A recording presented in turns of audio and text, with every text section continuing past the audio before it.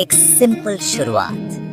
ली van का खालीपन। ये कहानी है एक ऐसे लड़के की जिसकी जिंदगी बाहर से तो बिल्कुल नॉर्मल और परफेक्ट दिखती थी, लेकिन अंदर ही अंदर वो खुद को अधूरा महसूस करता था। ली वैन हेनान प्रोविंस के एक छोटे शहर का यंग लड़का, कम्युनिस्ट पार्टी के लॉयल फैमिली में बड़ा हुआ। उसके घर में अनुशासन और परंपरा का माहौल था, जहाँ हर चीज का एक नियम था। उसे बचपन से ही सिखाया गया था कि धर्म एक अफीम है और उसने यही मान लिया था। उसके माता पिता ने उसे बताया कि असली खुशी मेहनत और समाज की सेवा में है, लेकिन कहीं ना कहीं वो खुद को अलग थलग महसूस करता था। बाहर से उसकी लाइफ परफेक्ट दिखती थी, अच्छी जॉब, सुंदर घर, सोसाइटी में इज्जत। उसके पास वो सब कुछ था जो एक आम इंसान चाहता है, सुरक्षा, पैसा और एक स्टेबल करियर। लेकिन उसके अंदर एक गहरा खालीपन था जिसे वो किसी से कह नहीं पाता था। वो अक्सर सोचता, क्या उसकी खुशियों की ये परिभाषा सच में उसकी अपनी है या बस उसे सिखाई गई है।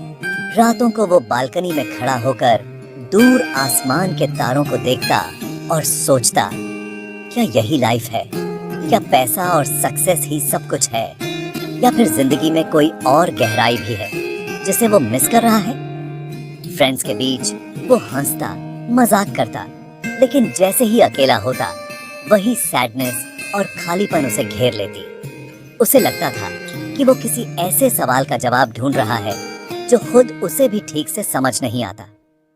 उसने बुक्स पढ़ी, नए नए शहरों में घूमने गया, अलग अलग हॉबीज ट्राई की, पेंटिंग, म्यूजिक, कुकिंग, पर वो खालीपन फिर भी बना रहा।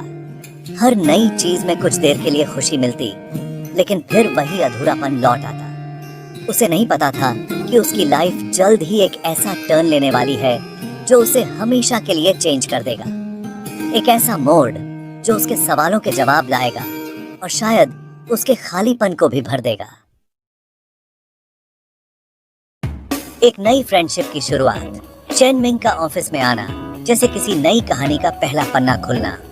ली वैन के ऑफिस में आज एक नया एम्प्लॉय आया है, चेन मिंग। उसकी एंट्री में एक अलग ही सादगी और आत्मविश्वास था, जैसे वो अपने आसपास की दुनिया को शांति से देख रहा हो। चेन मिंग का चेहरा शांत, सिंपल और गहरी शांति से भरा हुआ था। उसकी आंखों में एक ऐसी चमक थी जो बाकी सबको भी सुकून दे। ली वैन को अक्सर हैरानी होती थी, कोई इंसान इतना संतुष्ट और खुश कैसे रह सकता है जब बाकी सब लोग छोटी छोटी बातों में उलझे रहते हैं। धीरे धीरे दोनों के बीच दोस्ती गहरी होने लगी। ऑफिस की भागदौड़ में चेन मिंग की मुस्कान और पॉजिटिविटी सबको आकर्षित करती थी। ली वैन ने गौर किया, चेन मिंग कभी किसी की बुराई नहीं करता, न ही किसी से नाराज होता। वो सबको माफ कर देता, चाहे कोई उसके साथ कैसा भी व्यवहार करे। एक दिन लंच ब्रेक में ली वैन से रहा नहीं गया। उसने चेन मिंग से सीधा सवाल किया, तुम हमेशा इतने हैप्पी और शांत कैसे रहते हो? तुम्हें कभी गुस्सा नहीं आता? चेन मिंग ने हल्की मुस्कान के साथ जवाब दिया, यह शांति मुझे मेरे फेथ से मिली है। उसने बताया कि वो क्रिश्चियन है और जीसस क्राइस्ट में बिलीव करता है। उसके लिए फेथ सिर्फ एक रिवाज नहीं, बल्कि जीने का तरीका है। ली वैन को यह सुनकर झटका लगा। सरकारी ऑफिस में काम करने वाला कोई व्यक्ति खुलेआम अपने धर्म के बारे में बात कर रहा है। चेन मिंग ने समझाया, सच्ची लाइफ डर में नहीं, लव एंड फेथ में है। जब दिल में विश्वास और प्यार हो तो डर अपने आप दूर हो जाता है। पहली बार ली वैन के मन में भी ऐसे सवाल उठे जिनके बारे में उसने कभी सोचा नहीं था। उसके मन में जिज्ञासा जागी, क्या सच में फेथ से इतनी शांति मिल सकती है? उसी दिन ली वैन ने चेन मिंग से चर्च जाने की इच्छा जताई ताकि वो खुद भी इस शांति और विश्वास को महसूस कर सके। सीक्रेट चर्च का फर्स्ट एक्सपीरियंस, एक यूनिक वर्ल्ड। एक रात चेन मिंग ली वैन को एक सीक्रेट चर्च में ले गया। सिंपल सा रूम, 20-25 लोग, कोई ग्रैंडनेस नहीं, सिर्फ प्रेयर और अपनापन। वहां सबके फेस पर शांति थी, जैसे वे एक फैमिली हो। प्रीचर बाइबल से लव, फॉरगिवनेस और होप की बातें पढ़ रहे थे, वो बातें जिनकी ली वैन को तलाश थी। प्रेयर के बाद सबने ली वैन का वेलकम किया, बिना क्वेश्चन किए, सिर्फ अपनापन दिया। एक ओल्ड लेडी ने ब्लेसिंग्स दी। ली वेन की आंखों में आंसू आ गए। उसे फर्स्ट टाइम लगा वो अकेला नहीं है। उस रात ली वेन के हार्ट का खालीपन भरने लगा। उसे लाइफ का नया मीनिंग दिखने लगा, लव, सर्विस और सपोर्ट। फेथ की फर्स्ट रे जीसस से मीटिंग। ली वेन हर वीक चर्च जाने लगा, बाइबल पढ़ने लगा। जीसस की टीचिंग्स ने उसे डीपली टच किया। उसे सरप्राइज हुआ, एक गॉड जो इंसानों से इतना लव करता है कि अपने बेटे को सैक्रिफाइस कर देता है। एक रात प्रीचर के सरमन में उसे लगा जीसस उसी से बात कर रहे हैं। ब्लेस्ड हैं वे जो मन के दीन हैं। उस रात ली वेन ने न्यूज़ पर प्रेयर की और अपनी लाइफ जीसस को डेडिकेट कर दी। उसे लगा सालों का बर्डन उतर गया, अंदर गहरी शांति और जॉय भर गया। उसके बिहेवियर में चेंज आया, वो और हार्ड वर्किंग, काइंड और शांत हो गया। मॉम ने भी उसके चेंज को फील किया। ट्रुथ का रास्ता कभी इजी नहीं होता। ली वेन की हैप्पीनेस ज्यादा दिन नहीं टिक सकी। गवर्नमेंट को सीक्रेट चर्च का पता चल गया। एक रात पुलिस ने रेड मारी, सबको अरेस्ट कर लिया। पुलिस ने ली वेन से कहा, फेथ छोड़ दो, जॉब बचा लो। डराया, धमकाया, टेम्पर्ड किया। लेकिन ली वेन ने क्लियरली कहा, मैं क्रिश्चियन हूँ, फेथ नहीं छोड़ूंगा। पुलिस वाले फ्यूरियस हो गए, उसे मारा पीटा, लेकिन ली वेन चुपचाप सहता रहा। यह उसकी फेथ की फर्स्ट बिग टेस्ट थी, कंफर्टेबल लाइफ या फेथ। ली वेन ने फेथ चूज किया और प्रूव कर दिया कि उसका फेथ सिर्फ वर्ड्स का नहीं, ट्रुथ का नाम है। ली वेन और उसके फ्रेंड्स को जेल भेज दिया गया। जेल की कोठरी डार्क, छोटी और सैडनेस से भरी थी। ली वेन को अपनी फैमिली की याद सताती थी। एक मोमेंट को घबराया, लेकिन फिर प्रेयर में पावर पाई। जेल में लाइफ टफ थी, कम खाना, bad behaviour, taunts.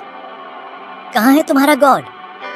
Lee when और उसके फ्रेंड्स चुपचाप सहते, रात में छिपकर बाइबल की स्टोरी सुनाते, एक दूसरे का हौसला बढ़ाते। ली वेन बीमार कैदियों की सर्विस करता, अपना फूड शेयर करता, बाउंड्स पर मेडिसिन लगाता। उसका बिहेवियर दूसरों के लिए इंस्पिरेशन बन गया। मंथ्स बाद रिलीज हुआ, लेकिन जॉब जा चुकी थी। सोसाइटी में स्ट्रेंजर बन गया। फिर भी उसका फेथ और स्ट्रॉन्ग हो गया। जेल से बाहर आकर ली वेन ने सर्विस की लाइफ चूज की। अब उसके पास जॉब नहीं थी, लेकिन फेथ था। उसने दूसरों की हेल्प करने का डिसाइड किया। वो सीक्रेटली बिलीवर्स से मिलता, जेल गए फैमिलीज की हेल्प करता, बच्चों को पढ़ाता, बीमारों की केयर करता। उसका घर शेल्टर होम बन गया, जहां कोई भी जरूरतमंद आ सकता था। पुलिस की नजर हमेशा उस पर रहती। कई बार फिर अरेस्ट हुआ, लेकिन कभी डरा नहीं। उसका लव और सर्विस लोगों के लिए होप की रे बन गई। लोग उसे भाई ली कहने लगे। उसने शो किया, सच्चा फेथ सिर्फ चर्च में नहीं, बल्कि बाहर की दुनिया में सर्विस और लव में जिया जाता है। अब स्टोरी उस टर्न पर आती है जिसका सबको बेसब्री से इंतजार था। ली वेन की लाइफ में जो बदलाव आया, उसका असर सिर्फ उस पर ही नहीं, बल्कि उसके पूरे परिवार पर भी पड़ा। ली वेन के पेरेंट्स उसके चेंज से बहुत डिस्टर्ब थे। उनके लिए यह एक बड़ी डिसग्रेस की बात थी। समाज की नजरों में उनकी इज्जत कम हो गई थी और वे खुद भी शर्मिंदगी महसूस करते थे। लेकिन जब ली वेन जेल से लौटकर घर आया, तो उन्होंने देखा वो अब पहले जैसा नहीं रहा। ली वेन अब शांत, काइंड और रिस्पॉन्सिबल हो गया है। उसके व्यवहार में एक गहराई और स्थिरता आ गई थी जो पहले कभी नहीं थी। जॉब छूटने के बावजूद ली वेन ने कभी हार नहीं मानी। वो हमेशा पॉजिटिव रहता, दूसरों की मदद करता और अपने आसपास के लोगों के लिए एक मिसाल बन गया। उसकी खुशी अब बाहरी चीजों पर निर्भर नहीं थी। एक दिन अचानक उसके फादर गंभीर रूप से बीमार पड़ गए। घर में चिंता और डर का माहौल था। ली वेन ने बिना थके दिन रात अपने पिता की सेवा की। उसने कभी शिकायत नहीं की, न ही थकान दिखाई। उसकी देखभाल में सच्चा प्यार और समर्पण झलकता था। उसके इस सेल्फलेस लव और डेडिकेशन ने पेरेंट्स का दिल छू लिया। वे हैरान थे कि उनका बेटा इतना बदल कैसे गया। उन्होंने आपस में चर्चा की, आखिर इतनी पावर, इतना धैर्य और प्यार उसे कहां से मिल रहा है? ये बदलाव कैसे आया? एक शाम जब सब साथ बैठे थे, फादर ने ली वेन से पूछा, हमें उस जीसस के बारे में बताओ जिसने तुम्हें इतना बदल दिया। ली वेन ने उन्हें जीसस के प्यार और सैक्रिफाइस की कहानी सुनाई, कैसे उसने सबके लिए अपना जीवन दिया। उस रात माता पिता का दिल पिघल गया और उन्होंने भी जीसस को अपना सेवियर मान लिया। परिवार में एक नई शुरुआत हुई। यह थी ली वेन की स्टोरी, एक सिंपल यंग मैन की एक्स्ट्रा ऑर्डिनरी जर्नी। यह स्टोरी चाइना और वर्ल्ड के उन थाउजेंड्स ऑफ बिलीवर्स की है जो फेथ के लिए स्ट्रगल करते हैं। ली वेन की स्टोरी सिखाती है, एक्सटर्नल कंडीशंस चाहे जैसी हो, फेथ की फ्लेम बुझाई नहीं जा सकती। सच्ची लाइफ डर में नहीं, लव और सर्विस में है। ली वेन ने प्रूव किया, एक अकेला पर्सन भी अगर उसके पास फेथ हो तो वर्ल्ड चेंज कर सकता है। आज भी ऐसे लोगों की करेज हमें इंस्पायर करती है कि हम भी लव, फॉरगिवनेस और सर्विस के वैल्यूज को अपनाएं। ली वेन की स्टोरी एक टॉर्च है, अंधेरे में लाइट, होप और ह्यूमैनिटी की एग्जाम्पल। Thank you.